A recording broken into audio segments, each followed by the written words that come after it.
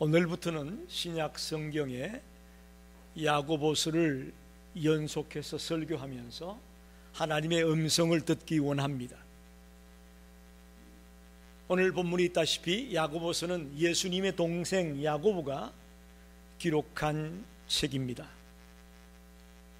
이 책은 당시에 초대교회 당시에 모든 교회들에게 보낸 편지다, 이렇게 말할 수 있습니다. 그러니까 바울 서신하면 주로 특정 교회에 보낸 편지가 많죠. 고린도전서 고린도 교회에 보낸 편지입니다. 에베소서 에베소 교회에 보낸 편지입니다. 특정 교회에 주로 편지를 보냈다면 바울 같은 경우는 여기 야고보서는 특정 교회가 아니라 초대교회 모든 교회들이 볼 수 있도록 이 책을 썼다는 것이 중요합니다. 그래서 흩어져 있는 12지파에게 이 편지를 썼다라는 그런 표현을 쓰고 있는데, 공동서신이다, 그렇게 분류할 수가 있습니다. 공동서신, 모든 교회들이 돌려볼 수 있는 그런 성경이다, 그런 뜻입니다. 신약 성경이 우리가 알다시피 모두 27권인데 이 신약 27권이 결정된 것은 397년 카르타고 종교회의에서 오늘 우리가 보고 있는 27권이 확정이 되어졌습니다. 그 당시에 성경 비슷한 책들이 굉장히 많이 있었던 것으로 추론합니다. 그러나 그런 것들을 다 성경으로 받아들일 수는 없죠. 분명한 원칙을 따라서 수많은 종교 지도자들이 함께 모여 머리를 맞대고 397년 카르타고 종교회의에서 27권이 결정이 되었는데, 가장 늦게까지 27권에 받아들이지 않았던 책 중에 하나가 야고보서라는 것입니다. 그 이유는 복음적인 내용이 거의 없다, 즉 예수 그리스도를 믿음으로 구원을 얻는다라는, 믿음으로 말미암아 의롭다함을 얻고 구원 얻는다는 이 우리가 잘 알고 있는 복음적인 내용이 거의 없다라고 하는 이유 때문에 야고보서를 정경으로, 즉 27권에 집어넣을 거냐 안 거냐 많은 논란이 있었다고 말합니다. 특별히 우리가 잘 아는 종교개혁자 마틴 루터는 야고보서를 일컬어서 지푸라기 서신이다, 그렇게 말하고 있습니다. 이건 성경이 될 수 없다라는 그런 뉘앙스죠. 그가 그렇게 말한 이유는, 첫째는 바울 서신이나 성경의 다른 책들과는 달리 행위에 의해서 의롭게 된다는 것을 강조하고 있다, 그렇게 말합니다.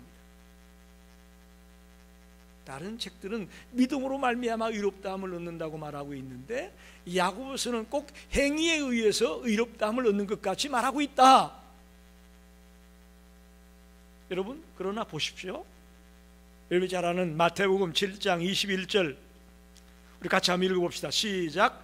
나더러 주여 주여 하는 자마다 천국에 다 들어갈 것이 아니요 다만 하늘에 계신 내 아버지의 뜻대로 행하는 자라야 들어가리라. 주여 주여 주여 하는 자마다 하나님 나라에 들어가는 게 아니라 하나님의 뜻대로 행하는 자가 들어간다.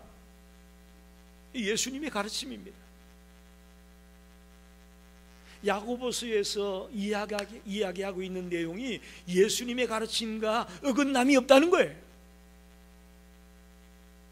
또한 바울이 믿음으로 말미암아 의롭다함을 얻는다고 주장을 하지만 그렇다고 행위를 무시합니까?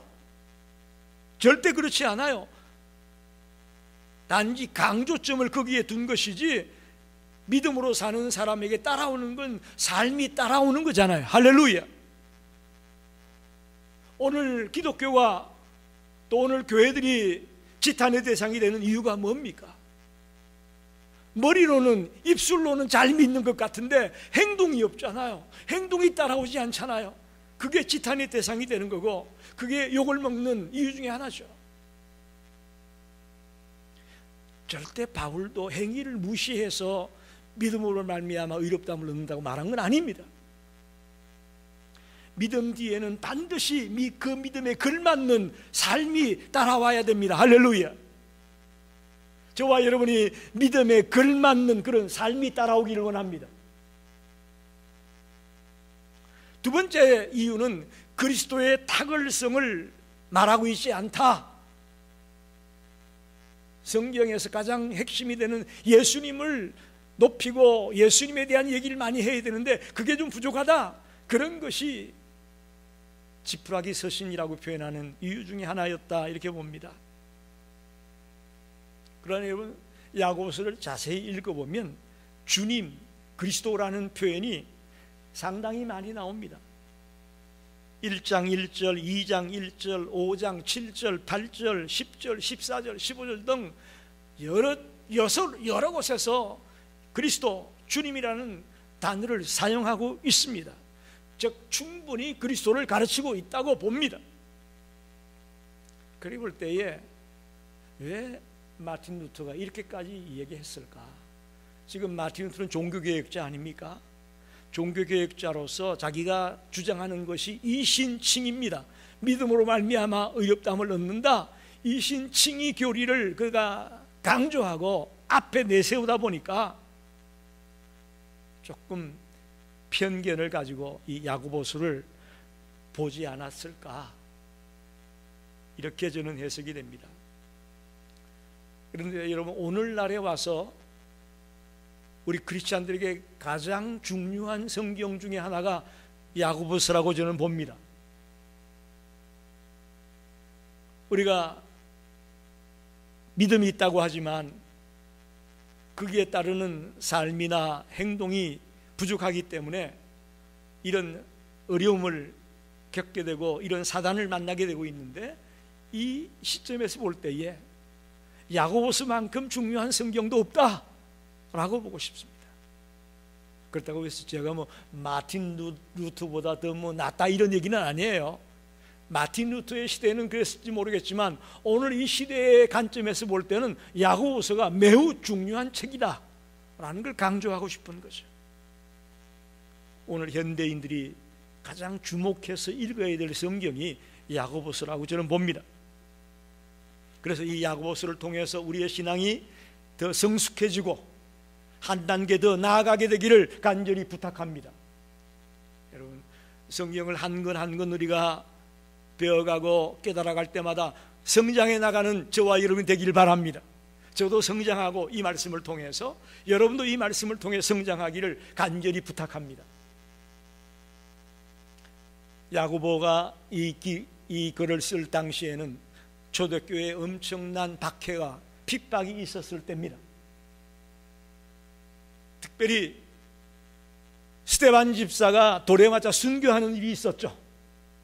스데반 집사가 돌에 맞아 순교한 그런 사건을 통해서 유대교, 즉 소위 말하는 예수님으로부터 시작된 기독교가 출발하기 이전에 이미 유대교라는 것이 이스라엘 백성들에게는 완전히 자리 잡고 있었잖아요.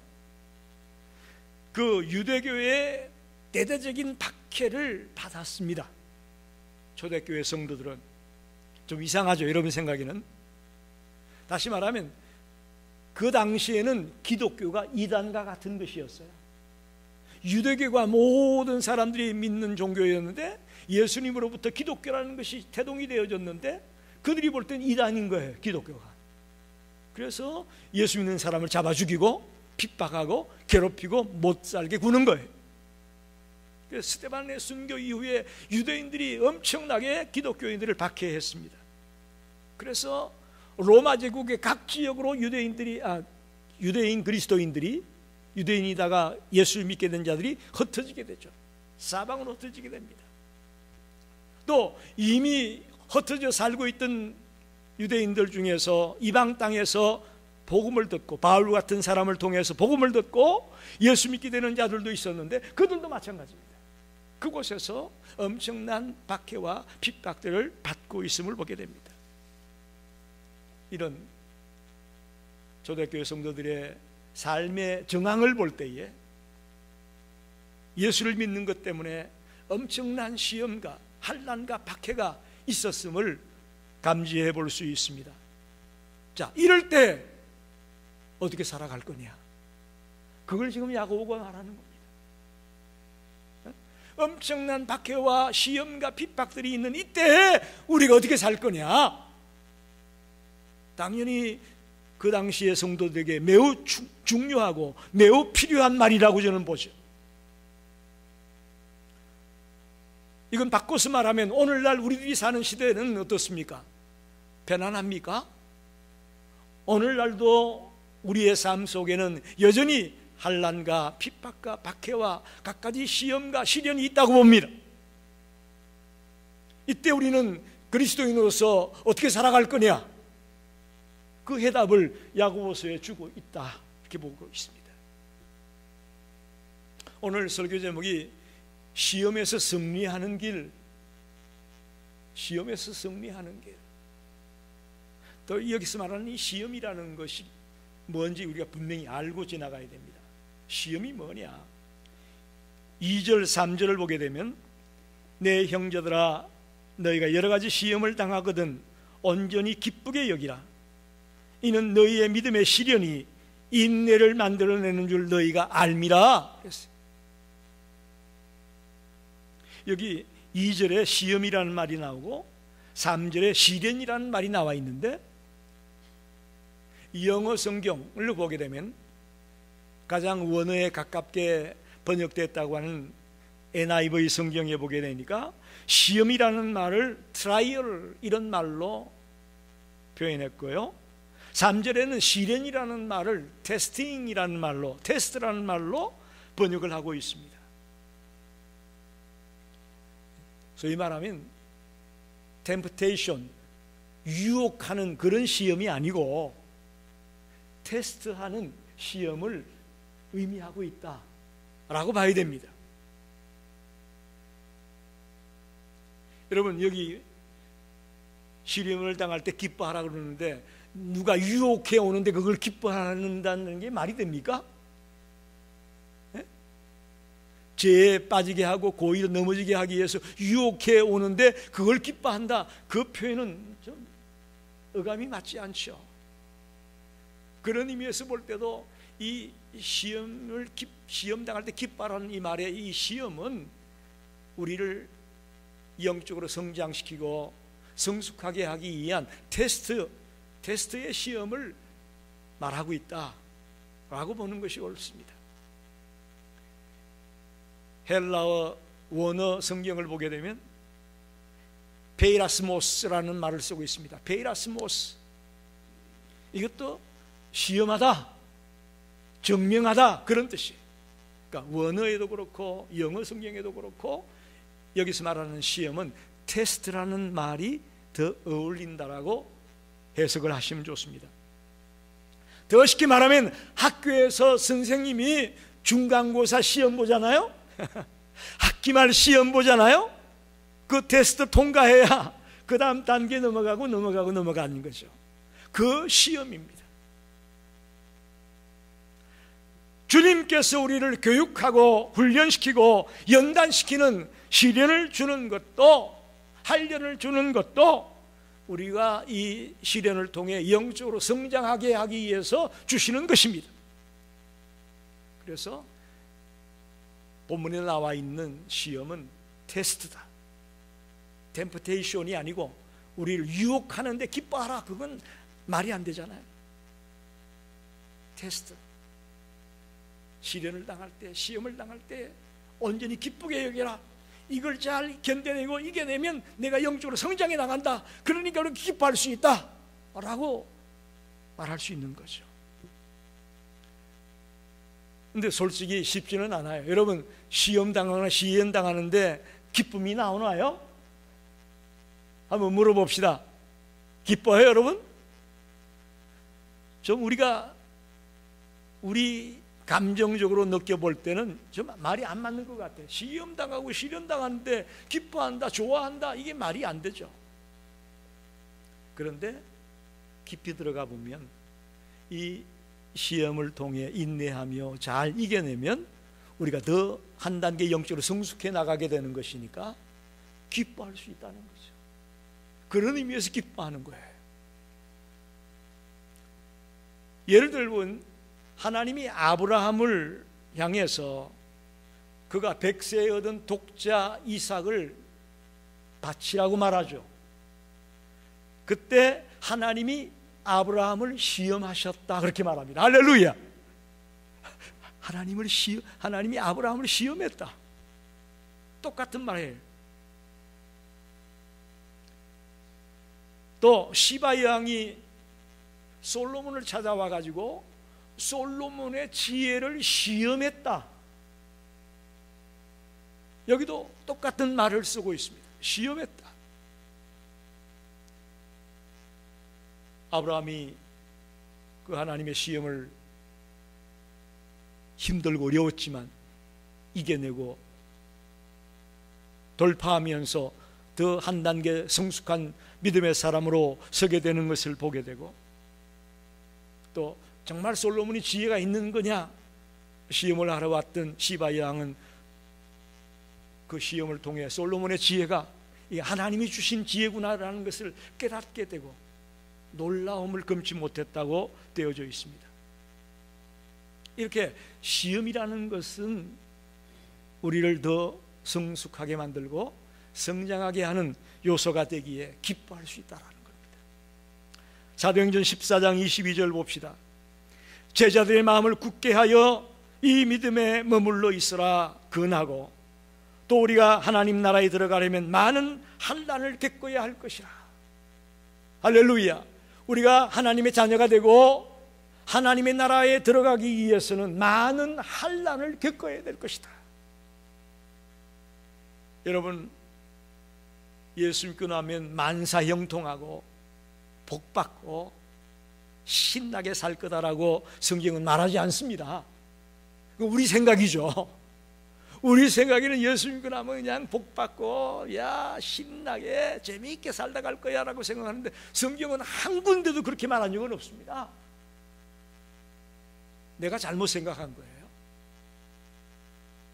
오히려 하나님의 나라에 들어갈 때까지 환난을 겪게 될 거야. 갖가지 시험과 시련을 만나게 될 거야 라고 성경은 말합니다. 이것이 잘못 오해하면 하나님 나라에 들어가는 조건이 환난 당하는 거다 그렇게 생각하면 아닙니다. 그건 잘못된 거예요. 그건 아니에요. 그러나 우리가 처음 예수 그리스도를 나의 구주로 영접하고 주님의 자녀가 되면 갓난아기라는 표현을 쓰잖아요, 성경에서. 그건 갓난아기 같은 상태예요. 여러분, 우리의 신앙이 갓난아기 상태에 머물러 있으면 되겠습니까? 아니잖아요, 그건. 여러분, 아이를 낳았는데, 여러분 손자를 봤는데 태어난 그대로 가만히 있으면 좋아라 할 일이에요, 그게? 문제가 있는 거잖아요. 영적으로 똑같습니다. 우리가 예수를 믿고 나의 구주로 영접하면서 갓난쟁이 크리스찬이 됐는데 그대로 머물러 있으면 주님이 볼 때 이게 어떻겠습니까? 이 병든 거죠. 마음이 아프죠. 저와 여러분은 이제 주님을 닮은 형상으로서, 주님의 형상을 닮은 자로서, 주님의 자녀로서 매일같이 날마다 성숙해 나가고 성장해 나가기를 주님은 기대합니다. 할렐루야. 그런 의미에서 시험을 당하거든 온전히 기뻐하라 라고 말하는 거예요. 그런 의미에서. 아이들이 시험 보는 거 좋아하지 않잖아요? 싫어하죠. 그러나 그 시험을 반드시 이겨내고 견뎌내야만 그가 진급할 수 있습니다. 1학년에서 2학년으로, 2학년에서 3학년으로 진급이 가능합니다. 동일하게 우리의 신앙도 마찬가지입니다. 하나님이 주는 시험과 시련을 우리가 인내하며 기도하며 통과해 나갈 때에, 겪어 나갈 때에, 이겨낼 때에 우리의 신앙이 점점 더 성장해 나가고 하나님의 형상을 닮아가는 그런 거룩한 그리스도인으로 우뚝 서게 될 것을 믿습니다. 그걸 기억하면서 시험을 당할 때 기뻐하면서 이겨내시는 성도가 되기를 축원합니다. 두 번째는 4절에 보니까 인내를 온전히 이루라. 이는 너희로 온전하고 구비하여 조금도 부족함이 없게 하려 함이라. 그렇게 말합니다. 두 번째 시험을 이기는 비결은 인내를 온전히 이루라고 말합니다. 인내를 온전히 이루어라. 여러분, 신앙생활이란 하나님이 혼자서 다 하는 것도 아니고 또 사람이 혼자서 다 하는 것도 아닙니다.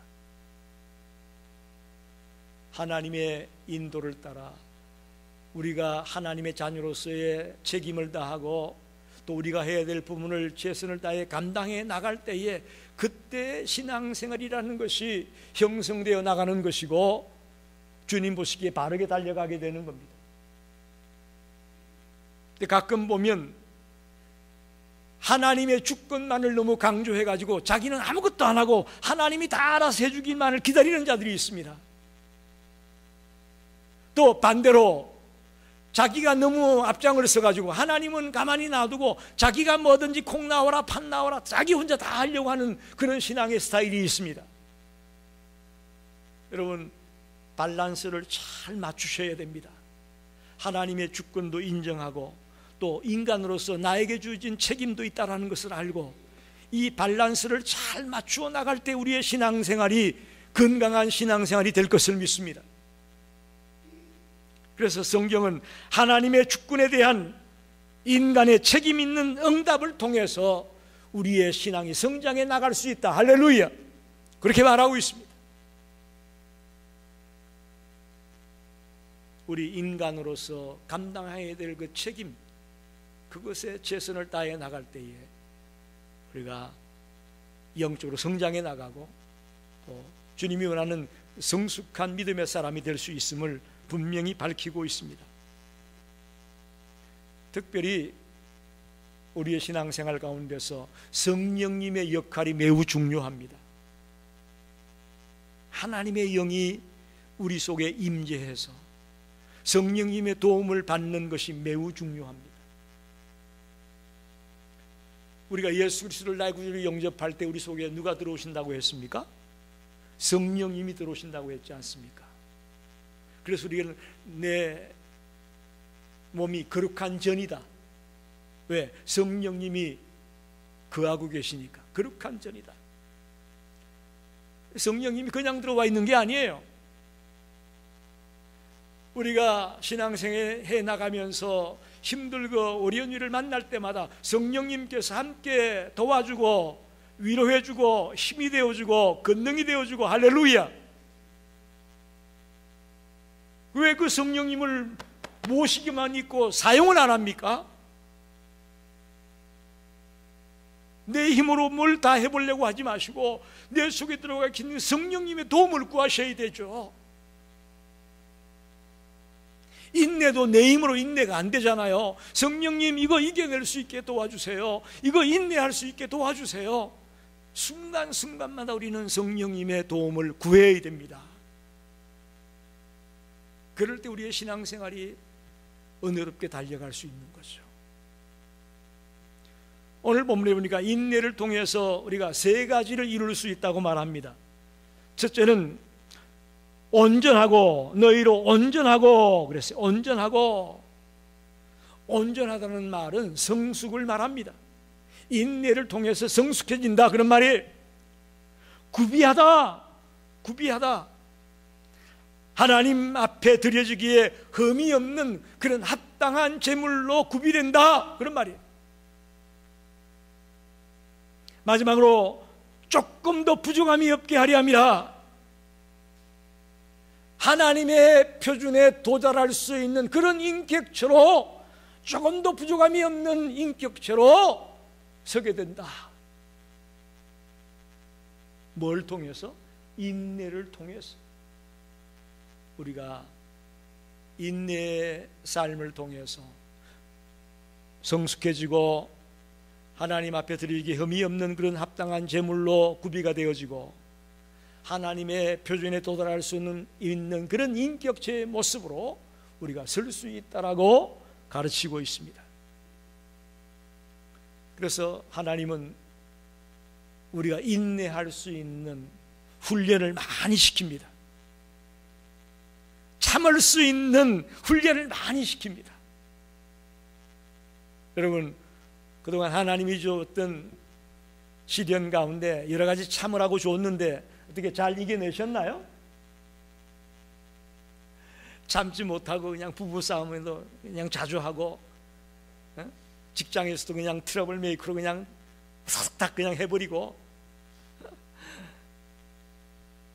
여러분, 인내야말로 하나님이 우리에게 필요해서 훈련시키고 연단시키는 중요한 코스라는 것을 아시기 바랍니다. 아브라함이 몇 세 아들을 얻었다고요? 100세 아들을 얻었는데 하나님이 아브라함에게 아들을 주겠다고 약속한 건 몇 세인 줄 아세요? 75세. 아브라함에게 75세에 아들 주겠다고 했는데 25년 뒤에 이삭을 줬어요. 여러분, 이것이야말로 아브라함을 연단시키고 훈련시키는 하나님의 방법이었음을 보게 됩니다. 인내라는 그 과정을 통해서 한 단계 더 성숙한 하나님의 사람으로 훈련시켰다, 이렇게 봅니다. 요셉이 애굽 보디발의 집으로 팔려갔지 않습니까? 근데 그가 애굽의 총리가 되기까지는 자그마치 13년이라는 세월을 그곳에서 남의 집에서 종처럼 일하고 또 잘했더니 또 감옥으로 끌려가고, 하여튼 정말 인간으로서 견디기 힘든 그런 과정들을 겪으면서 훈련되어서 그의 나이 30이 되었을 때에 그가 애굽의 총리가 됩니다. 그냥 요셉이 갑자기 총리가 된 거 아니에요. 13년이라는 그 어마어마한 세월 동안 숱한 고난을 겪으면서 인내하면서 그가 애굽의 총리가 될 수 있는 준비된 자가 된 것입니다. 그보다 더한 사람이 있습니다. 모세는 몇 살에 부름을 받는지 아십니까? 80세에.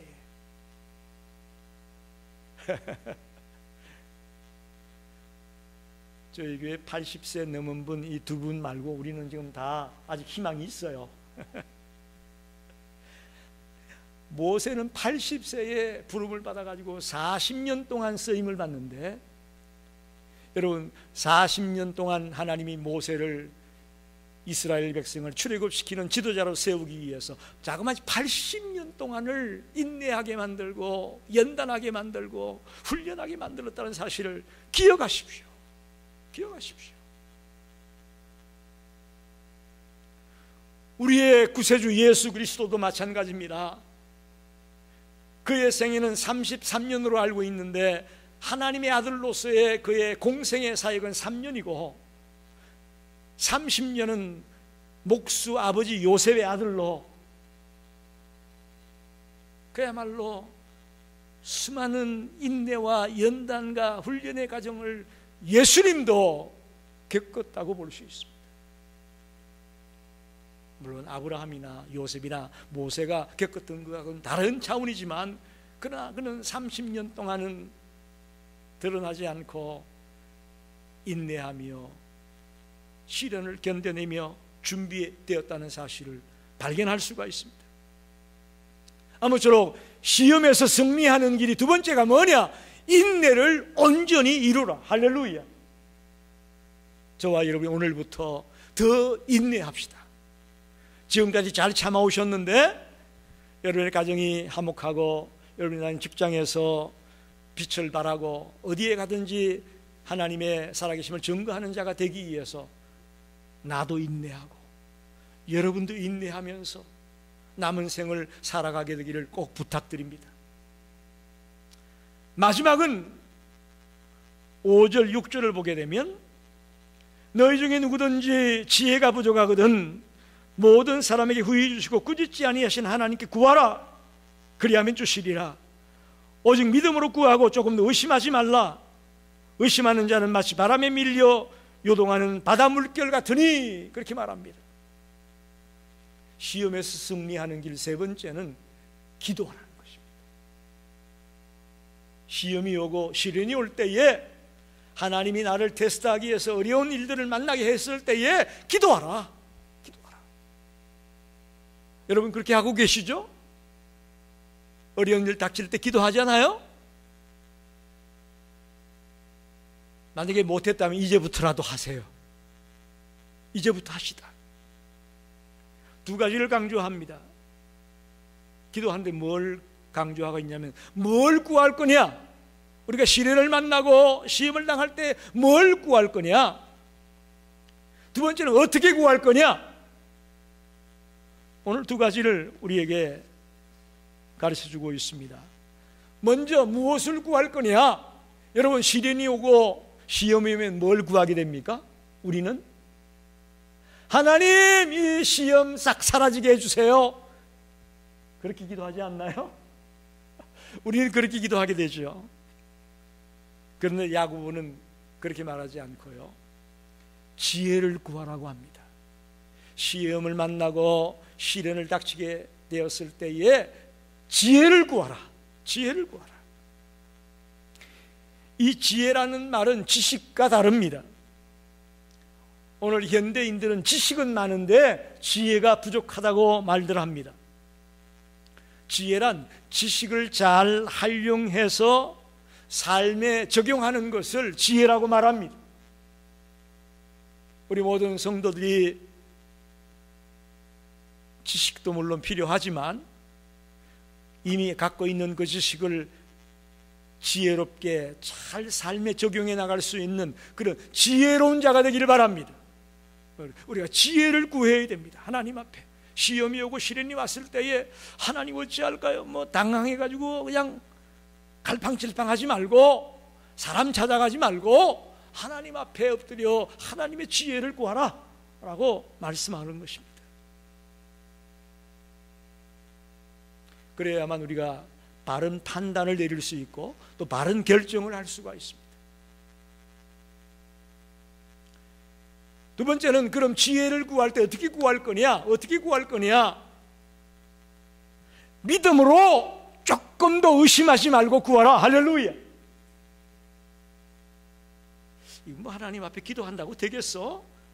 그런 마음 들 때가 있잖아요, 여러분.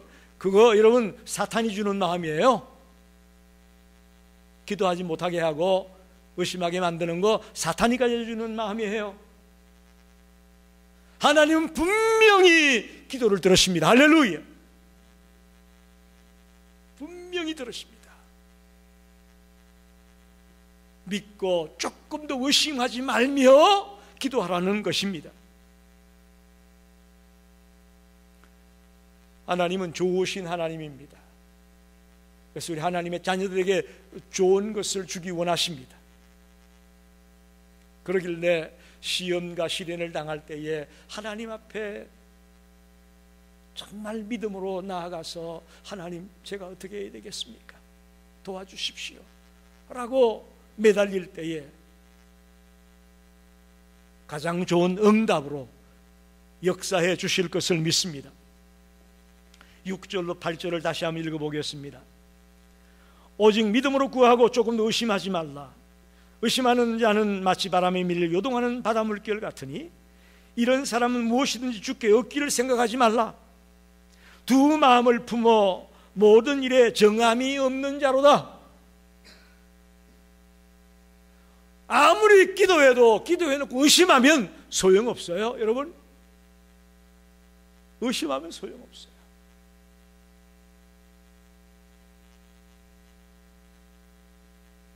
때때로 우리가 친구가 암병에 걸렸다. 중보기도하는 차는 내가 기도한다. 아이 내가 기도하지만 어떻게 암이 고쳐지겠어? 이런 의심들 들고 이런 의문점이 들기 시작하면 기도 말짱강이에요. 그를 살리고 고치고 하는 것은 하나님의 주권이에요. 할렐루야. 우리는 기도할 뿐이에요. 그게 믿음의 기도예요. 그게 믿음의 기도라고요. 그런데 목사가 기도하라고 하니까 안 할 수는 없고 하는데, 아이고 요즘 암이 얼마나 무서운데 암이 낫겠어 라고 의심하면서 하는 것은 그야말로 중언부언이고 쓸데없는 시간 낭비고, 여러분, 하나님의 전권과 또 하나님의 주권과 하나님의 섭리를 믿고 우리는 하나님 앞에 호소하는 겁니다. 하나님 살려주세요, 하나님 역사해 주세요 라고 하나님을 의지하는 겁니다. 그 속에 역사가 일어나는 것입니다. 말씀을 정리합니다. 남아공 대통령이었던 넬슨 만델라 대통령이 있죠. 그는 남아공의 백인 정권의 인종차별에 의해서 거기에 투쟁을 하다가 28년이나 감옥살이를 했습니다. 2년이 아니에요, 여러분. 28년 동안 감옥살이를 했어요. 그런 그가 1990년에 석방이 되어지고 93년에 노벨 평화상을 받습니다. 그리고 남아공 평등 선거를 처음 실시해서 뽑힌 최초의 흑인 대통령, 그가 넬슨 만델라입니다. 그가 남긴 유명한 말이 있습니다. 인생의 가장 큰 영광은 결코 넘어지지 않는 데 있는 것이 아니라 넘어질 때마다 일어나는 데 있다. 할렐루야. 이분은 감리교인이었습니다. 넘어지지 않는 것이 아니라 넘어질 때마다 일어나는 것이 영광이라고 그는 말했습니다. 주님께서도 우리에게 예수 믿으면 평안해지고 염려, 근심, 걱정 없고 다 잘 되라고 말하지 않았어요. 예수 믿어도 환난이 있고 시련이 있고 하나님 나라에 갈 때까지 환난을 겪게 된다고 말하지 않습니까? 그때 우리가 어떻게 할 거냐? 오늘 야고보 기자가 말하고 있는 것처럼 여러 가지 시험을 만나거든 온전히 기뻐하라, 기뻐하라. 이것이 나를 성장하게 만들 거고 성숙시킬 거다라는 생각을 갖고 기쁨으로 이겨냅시다. 인내하라고 말합니다. 우리가 제일 약한 게 어떻게 보면 인내예요. 잘 참는 것 같은데 따져보면 못 참아요, 우리가. 저도 이 말을 할까 말까 끝까지 참아야 되는데 그걸 못 참고 얘기했다가 상처받고 나도 상처 주고 그런 경우가 있더라고. 여러분, 이게 우리가 약한 게 인내 못하는 거예요. 인내하는 거예요. 기도하라고 합니다. 지혜를 구하고 조금 더 의심하지 말고 기도하라고 말하고 있습니다. 인생을 살아가면서 우리가 시험을 만나고 시련을 만날 수 있습니다. 그때 오늘 이 성경이 가르쳐주고 있는 말씀처럼 기뻐하며 인내하며 기도하며 이겨내는 성도가 되기를 간절히 축원합니다. 기도하겠습니다.